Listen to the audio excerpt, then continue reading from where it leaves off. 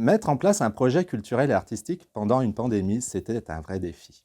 L'année 2020 a été une année presque blanche pour la culture et l'événementiel, que l'on sait pourtant si important dans la vie de la commune. Dès 2021, la volonté de se retrouver a permis de mettre en place le plan des retrouvailles, axé sur la reprise progressive de nos événements et la valorisation forte des moments de convivialité. C'est dans ce contexte que sont notamment nés les contes en plein air qui nous permettaient de reprendre les animations médiathèques. Ainsi, la version adaptée et repensée du village fantastique qui respectait les contraintes sanitaires de l'époque. Ce dernier, qui est l'événement culturel majeur de la ville, reviendra d'ailleurs en 2023, au mois de juin, dans sa forme originelle.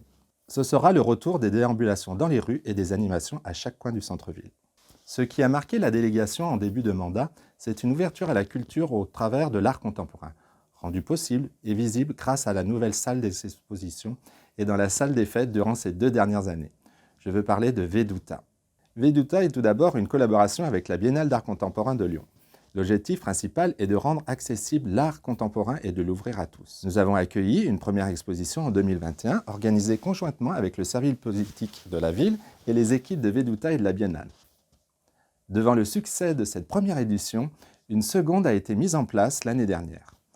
Pour cette version, le projet a été collaboratif, mené par un groupe d'habitants qui a mis en place une exposition de A à Z. Partagée entre le centre et les Marronniers, l'exposition a réuni près de 430 personnes, dont plus de la moitié étaient des collégiens et des élèves des 2 écoles élémentaires.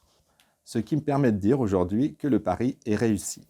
Outre la reprise des événements dans leur forme normale, la deuxième partie du mandat verra également des moments et des projets forts pour la vie culturelle de la commune. Nous travaillons déjà avec d'autres élus du Val-de-Saône à la mise en place du réseau de médiathèques et d'un projet culturel commun.